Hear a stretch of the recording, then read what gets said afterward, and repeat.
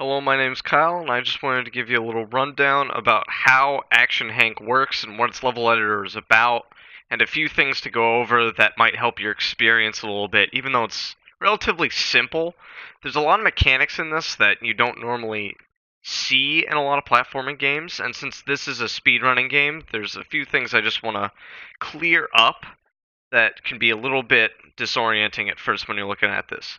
So the first thing I wanted to do was I wanted to direct you to the level editor start screen because this has a large impact on what kind of level you're going to design. So if we go into the level builder and we create a new level here, we'll see that we get a different type of style for a few different rooms.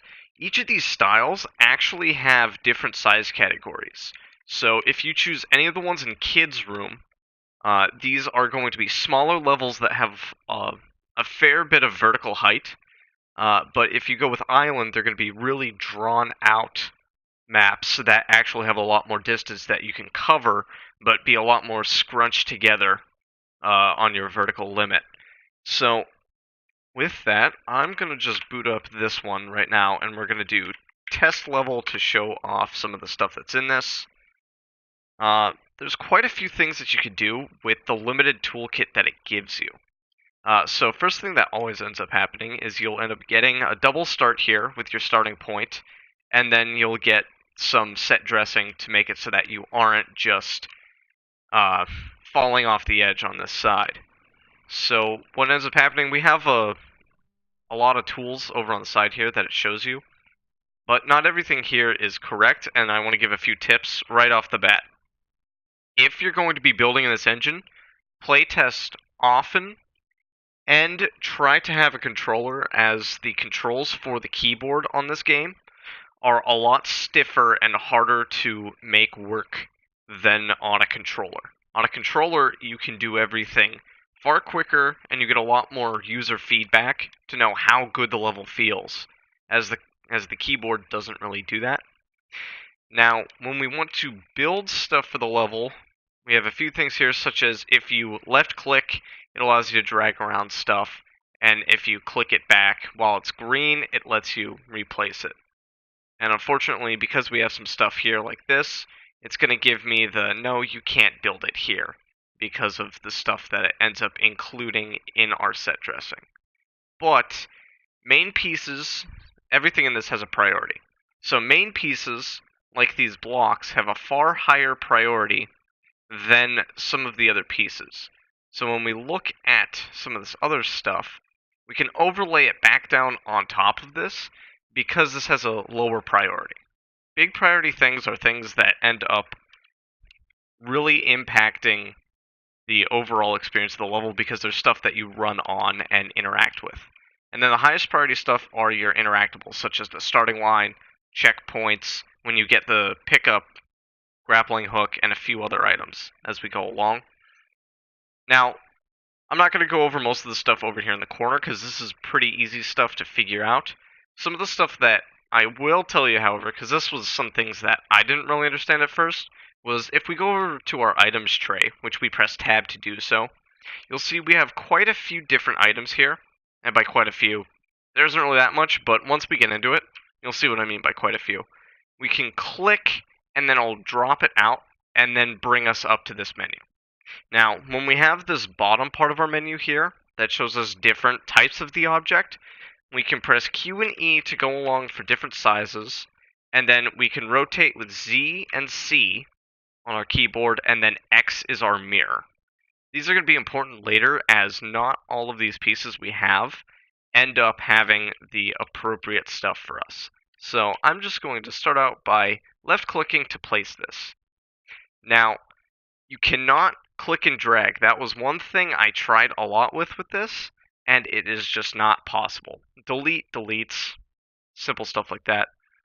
But once we start getting into more of the intricate pieces, such as things that have to fit correctly, such as if we want a ramp that goes up at a specific angle, we have to kind of like find the right piece, and there aren't many, so you're going to have to jury-rig some of them to work to make it so that it actually works correctly. And then a nice thing we can do is if you click and then you hold shift and then go to place it with your left click, you can then duplicate the object. So this is an easy way to start getting into building out large swaths of what you might want your level to look like. And then if we want to like round this out, we'll just do that. And then we'll place another one here. There we go. Now, some of the stuff in this is a little bit interesting for how it works. It doesn't work perfectly all of the time, so I want to go over that. When you're looking at a piece like this, and let me zoom in so I can really show you this, you'll see that we have this right angle on the top of both sides. This dictates what the best angle of attack for the flow of your ramp is going to be. You want these to match up almost vertically every time. And now, as we see that this snaps on weird angles, and this doesn't look like it should really fit, but that does. That is how that is supposed to go. I know it looks a little odd, but we'll get into that a little bit later of why it's like this. Now, if I choose something like our downward slide here, as we see, if I want this to start going downwards at this angle, I can't make this work at this. When I tilt, it just doesn't work right. So you're gonna have to look at your pieces from both sides and figure out, all right, I'm gonna need to rotate this so that it goes on there. And then we want to make sure that this right angle is continuous. It ends up being completely flat on both sides. Because if we don't, you're going to have a jitter in your character, which is going to cause a lot of problems, cause you to lose speed, and potentially not even be able to make it past an area, as the collision will make you freak out slightly. And I can demonstrate that here if I go over to the left and we see how my character just kind of like jitters in place there. That's not what we really want to see.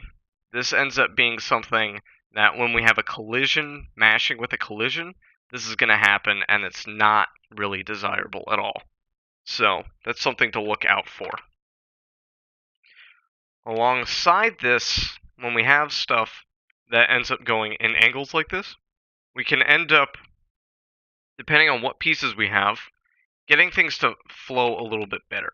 So as we've seen that this piece works well in that orientation for when we flip it to work on a default to start doing a slow incline, we might want to start looking at pieces like this that might end up making it flow better in a different orientation. It's just one of those things to look at and try to figure out what we might want to do. Now, with our pieces, we have quite a few to work with, depending on which piece you're looking at. So, we have our base, and each one of these is just different lengths of the same track, but that ends up warranting itself in some specific instances. Depending on what you want to do, what your track is, what you're trying to achieve, there's going to be different angles that you're going to want to look for and different ones that you're not. I've personally found that if you're doing certain things, you're going to want to really look for pieces that you might need to shift everything around on your track for. Because each one of these things has a different mechanic in itself for how the character interacts on them. So, if I were to go on one of these, it's just basic straight track. But once you start getting on these, and if I stack like 5 of this one here on top of each other, you're going to start losing out on a lot of speed as you go up this hill and slowly get slower and slower and slower until you go to your minimum default forward movement speed. But then when we go over to these pieces, that ends up changing at a different rate. So, depending on the incline, that has a huge impact on it, but also these have a huge impact on your recovery from a jump. So if we jump and we hit one of these straight pieces, such as this one or this relatively straight one here, these two aren't really going to impact our speed as much as if we were to hit the incline on one of these or these pieces over here. It just ends up making it far harder to figure out what exactly is going to happen until you start testing it. And once you do, you're going to notice that some of these end up becoming very hard to deal with.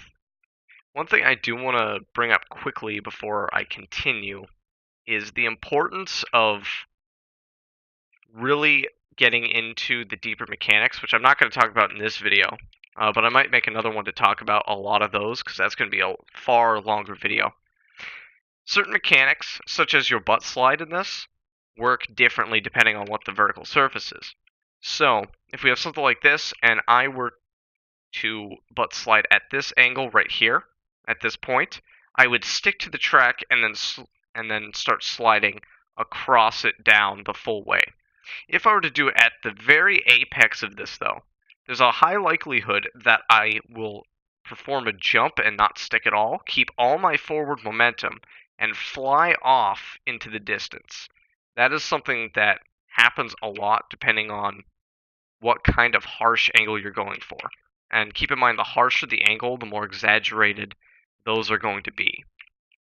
Also, another thing I want to give a tip about is when you have track very close, such as this here, we're going to get into a problem where the character will try to clip through, and it's not very pretty. So, if I play through this, and we go and jump here, you notice you're going to collide.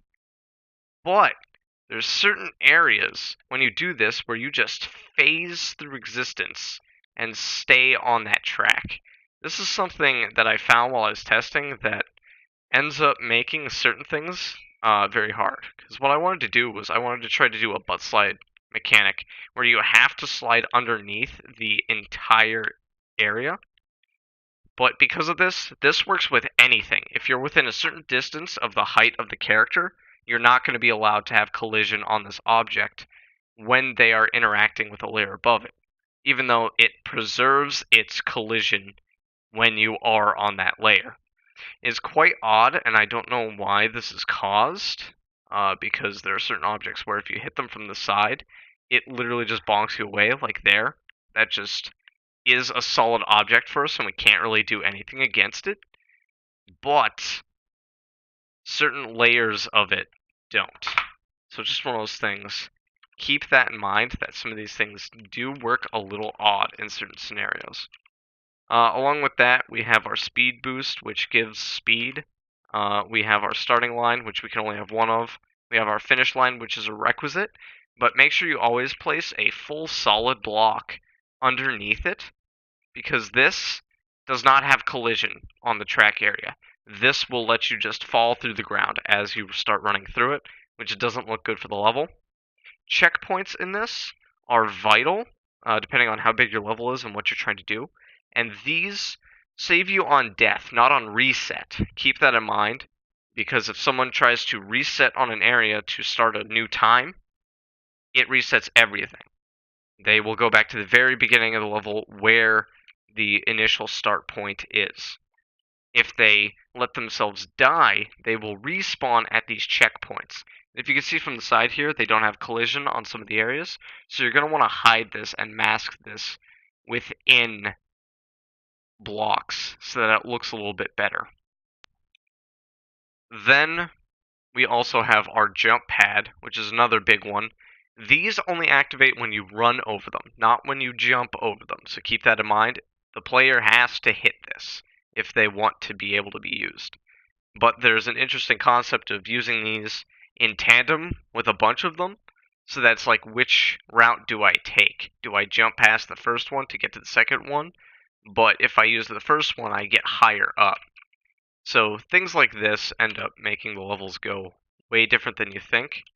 And then we have our final aspect here, which is our only power-up in this game as of the moment, which is the grapple hook. And this allows you to press a use action button to swing from the bottom of platforms, which the collision for these has always been solid, and I haven't found anything otherwise saying it doesn't work. But don't use it with track. It does not work nearly as well as when you use it on blocks, as this does not collide with it. So just keep that in mind. Other than that, that's basis of using some of the objects, what's going on in this engine, a few of the tips and tricks I've found. Otherwise, it's just build something that you think would be fun to play. This is a fast-paced game. Don't be afraid if you make a really difficult level. Just make sure you put checkpoints in it so that the player can get back to those areas and not be frustrated of having to do everything all over again. That's about it. Hope you had a good time. See you later.